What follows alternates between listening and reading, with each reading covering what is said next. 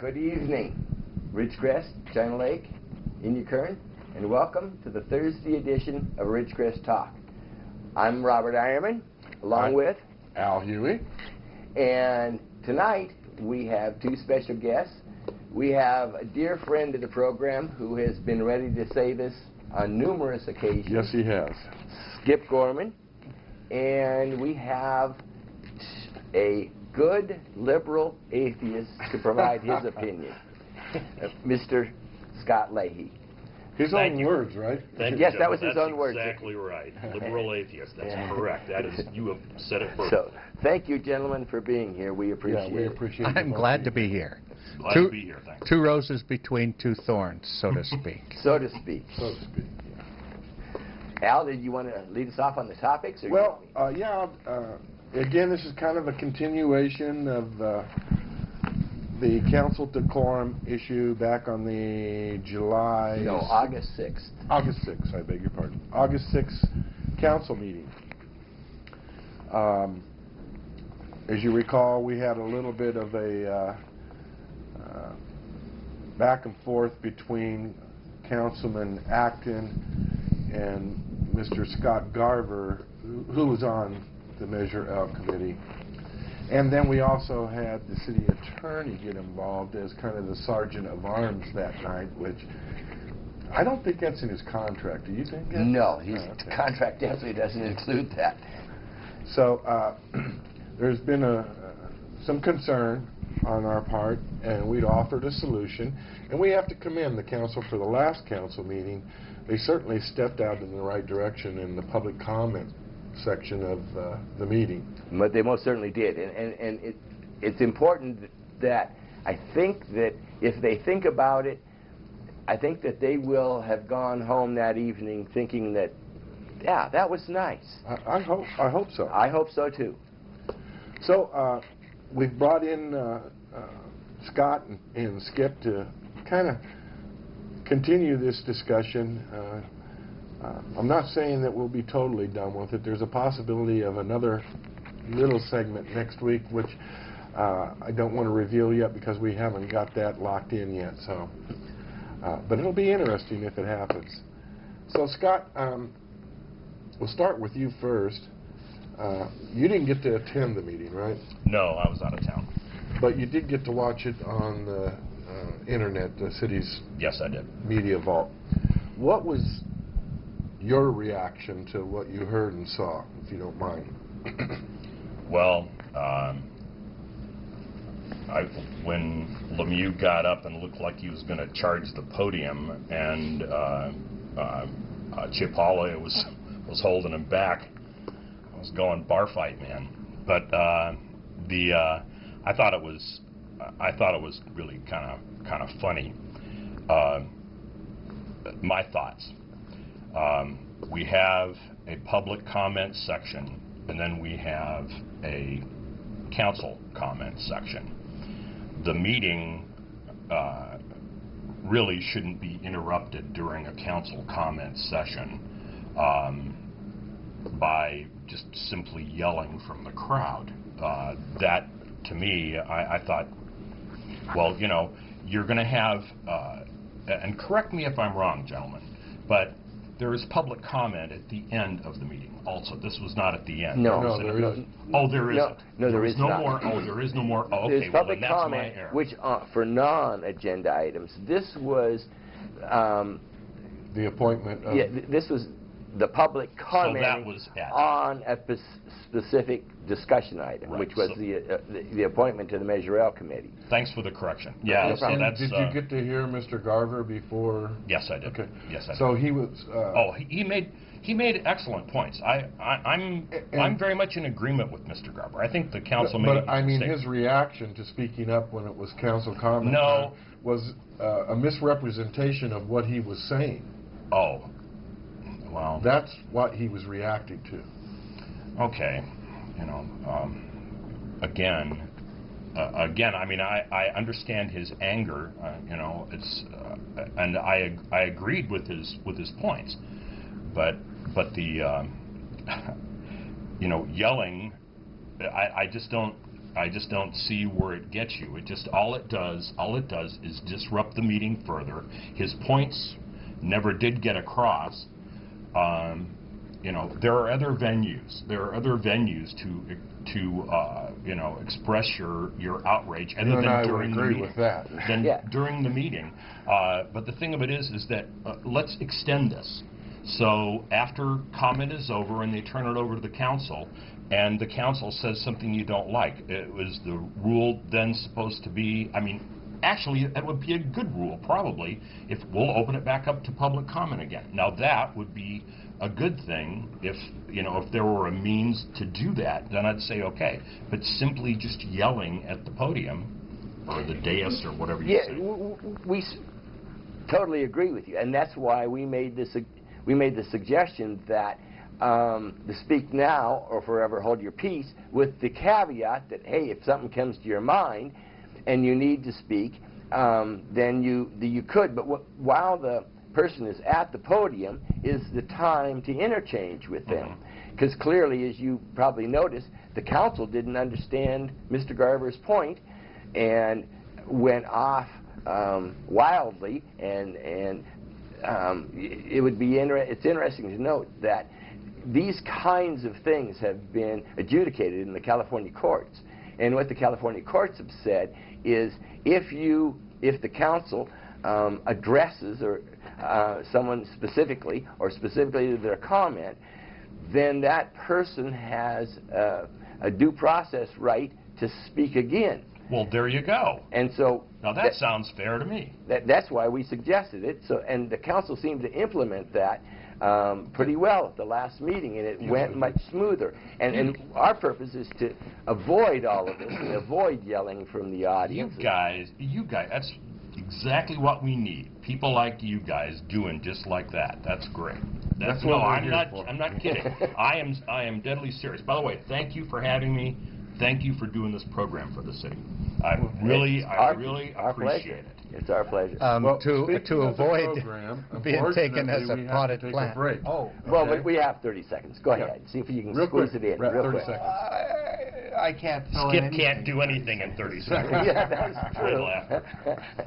Well, you could probably write a new article for the paper in that. I mostly agree with what Scott had to say, though. Okay. Well, don't go away. We're going to be back with more here on Ridgecrest Talk, the Thursday night version with Robert Eierman and Al Huey. We'll see you right after the break. So we're off. How long is the break?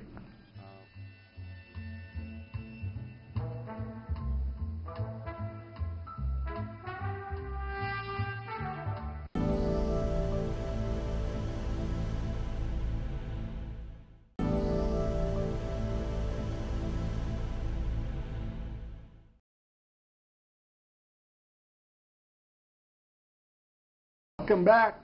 You're back here with Ridgecrest Talk, Thursday night version with Al Huey and Robert Eierman. Our guests tonight are Scott Leahy. Am I pronouncing your name right? It's pronounced Leahy. Leahy? Leahy, Al. Okay. Yeah. Scott Leahy. and this name I can get right, Mr. Skip Gorman. And before we went to break, Skip was about to say something very important, I'm sure. So Skip. No, it wasn't important. This whole issue I've talked about in my newspaper column about decorum, and people get confused about the public comment, the general public comment portion of the meeting that happens these days in the beginning of the city council meeting. I remember when they were at the end, and the specific public comment portions when certain items are up being discussed as part of a motion. It's during the item public comment portion where you can, standing at the dais, start a bit of a dialogue with the council. You can ask questions and respond to their answers. I think that's it's constructive, it's meaningful, there's a lot of information there. It's during the general public comment portion where you're told, ask about stuff that isn't necessarily on the agenda. Right. I'm unsure why, but I respect that. And people still have a tendency to couch their comments in the form of questions.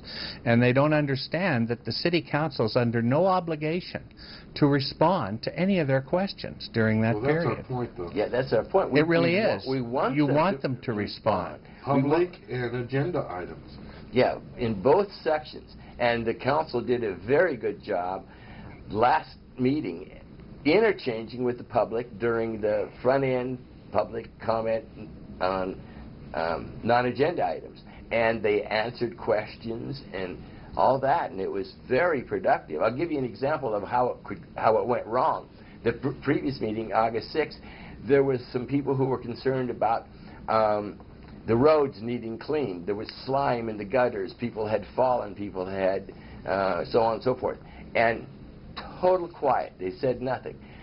However, at the end of the meeting, Councilman Morgan explained that it has to do with the cost of dumping the material that goes into the street cleaning machine, and it's very expensive, and it's state regulations, and et cetera, But if he would have shared that with those people before, they'd left the meeting and say, wow, I got great council people. Well, it's possible they're like us. They don't think fast real time.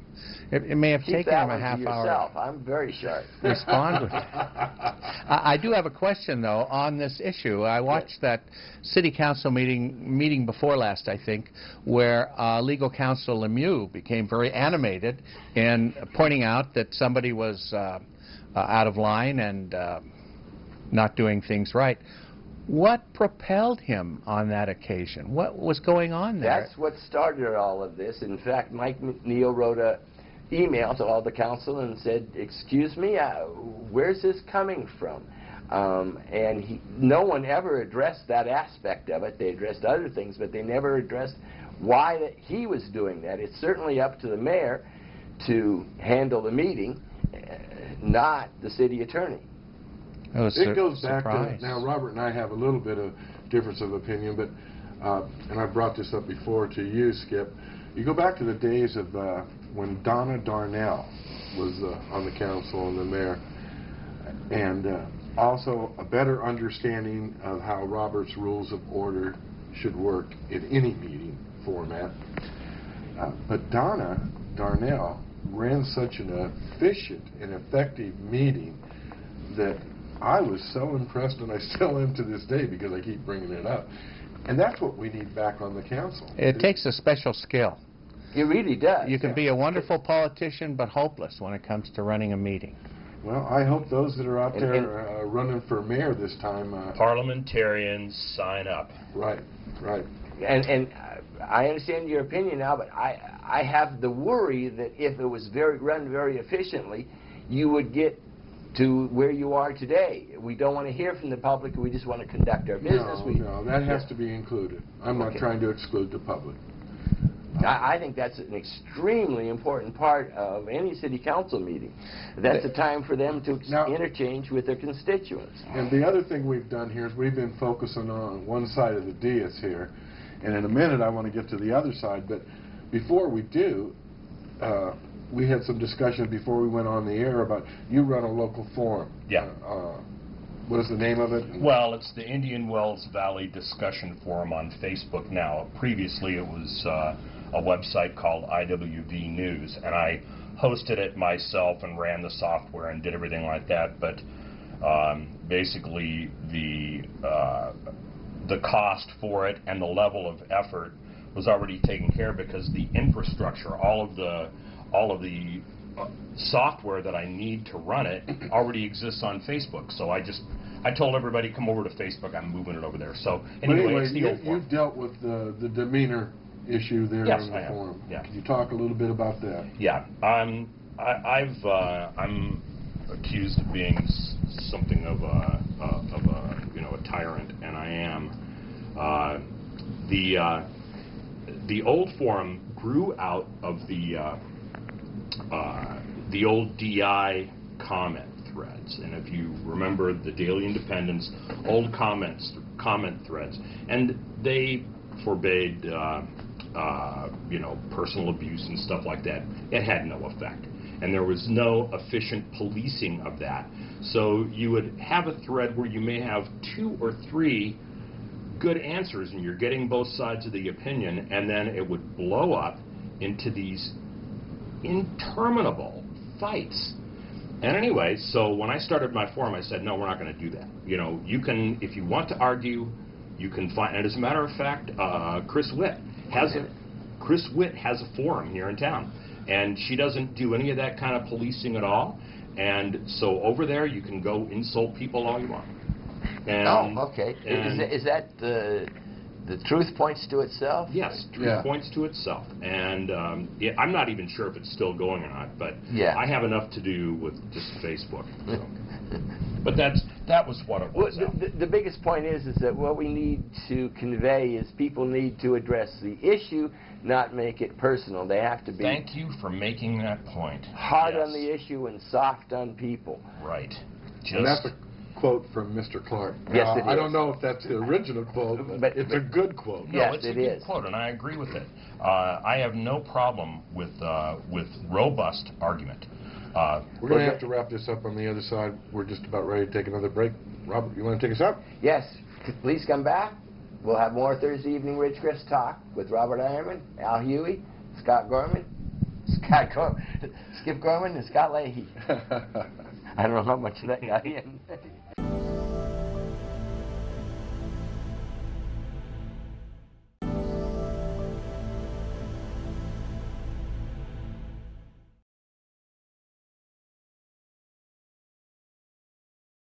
Welcome back again to Ridgecrest Talk, the Thursday night version. And we're wrapping up the discussions here tonight on the council decorum. But I mentioned before the last break about we've been kind of focusing on the council side of the dais. And I'd like to talk a little bit about the public side of the dais. Because in defense of the council a little bit, when some people come up there and they really can be an attack mode, sometimes even personal. It's reasonable to expect some of the reactions we've seen. So what I would say, you know, the public needs to have a little demeanor too when they come up, to try to, again, stay hard on the issues but soft on the people, and to also not be so repetitive. I got this from one of the council members that he sees in people where they come up and they just kind of repeat themselves. And I can understand that if they come up there with just a short little bit to say and they know they got 3 minutes, so they can. The idea is they shouldn't take the 3 minutes. Right. So make their point and Well, passion makes some people slightly incoherent. I understand. I see folks who want to offer intensity to what they're saying. Right. And to many people, the only venue they have to verbal intensity is I would disagree through with that, anger. with what Scott said earlier. There are other ways to interact with council members. Oh, you can You do go it. to the city website, there's emails, there's phone numbers. Sure. And when people are really upset with an individual, I recommend that you go to them. And I don't know any council person that would refuse to meet with you. And then you can, you know, climb on top of them verbally. Indian Wells Valley Discussion Forum. Look for us on Facebook, and all of the council members are on there except for our mayor. He is not a fan, I guess, of social media. There was a topic that came up. I'm trying to remember the fellow's name, Kirshner, I think, a race car enthusiast. He was in my shop once. And his innocuous input into the forum was, does anybody manage to get the city council to respond to email? And I said it was circuitous because that thread went in a heck of a loop before it finally got back. But what councilmen did come up, and I think we had two, they're very sensitive to that. Thank goodness. You're welcome to maintain that sensitivity. And Jim and Steve both responded. And in fact, Jim Sanders, Councilman Sanders, apologized for having missed it the first time. Yeah. And what they ask is, please, if we don't respond, send another one, because we could have overlooked it somehow. There's I'll break away slightly. There's a certain innate awkwardness to the public comment physicality. You have to get up and scoot over to the aisle and make it down to the dais, and especially when there's public comment of an issue at hand. This is not the beginning, this is in the middle, when perhaps there's some sort of expert out-of-towner that is presenting his side of the issue. He's standing at the same dais, and you as a commenter may have a question for him, but you have to go climb into the dais, so to speak, introduce yourself, and ask this fellow standing right next to you the question. That's awkward. It'd be nice if they passed out microphones to those people in the audience who may be involved in well, it's not only the microphones, there's a camera issue down there too. That's a kicker. That needs to be taken care of. That's a challenge. You guys solve that. Back to radios. Skip. No, we're not gonna get into that. Oh shucks, technology. But and I would urge people that might disagree with what I've just suggested, go read the debates during the Constitutional Convention. And there are movies out there, I can't think of them offhand, where these men, as Robert said at the podium one night, got into some heated debates. Again, they were hard on the issues, with complete respect for the individual they were directing their comments to. And, wow, I think we need that. You know, like the quotes I gave last week, that the people need to be involved in some kind of heated debate on the issues that we're dealing with in our community. The worst thing that can happen is nobody shows up and there's no discussion. So Yes, yes. Well, there's always Jefferson, who wanted to hang as vice president, so we have that. Anyway. Well, there have been some bad examples. I'm trying to think. Sumner. You remember? Point taken. This Representative Sumner had a dispute on the slave issue with some senator, and he got up out of the house, went over there, and beat the crap out of him with a cane. Yes. Yeah. So those are some bad examples too, but the majority are good examples. So Sometimes the city I council don't recommend meetings that. are the best reality show on television. I just love the small town stuff that happens. I enjoy Dave Matthews, almost like a benediction. He goes up to the dais first and tells about what's on his mind. I don't. No way. No way. Dave Matthews, I think he just gets up there to talk. It's, you know, I think he feels as if he just has to put in an appearance, and I appreciate that, but Lord, the man is boring. I'm sorry. Sorry, Dave. Right. You're boring. Dave, we enjoy you. Ray Thurm. We couldn't think of his name. Ray Thurm was the one. I remember those days. But who remembers the one before Ray Thurm? I couldn't tell you. David Martin. Really? Yeah. Dave Martin used to do it. I think his first name was David. His last name was Martin. He was a hefty fellow. Oh, I remember. He got sideways at Donna Darnell one time. Oh yeah. Oh. Okay, I hate to cut off the conversation, but unfortunately we're wrapping it up here. I wanted to share some information with our viewers, remind them that in October we're going to have 3 candidate forums here. How we're going to do it, we don't know yet. We're going to do it well. Yeah, we're going to do it well. But anyway, the dates are the October 2nd will be the mayoral candidate forum. The 9th will be the city council candidate forum. And the 14th will be school board. That's a Tuesday, the 14th. Yeah, we had to change it because they're meeting. And then lastly, good night. Good night.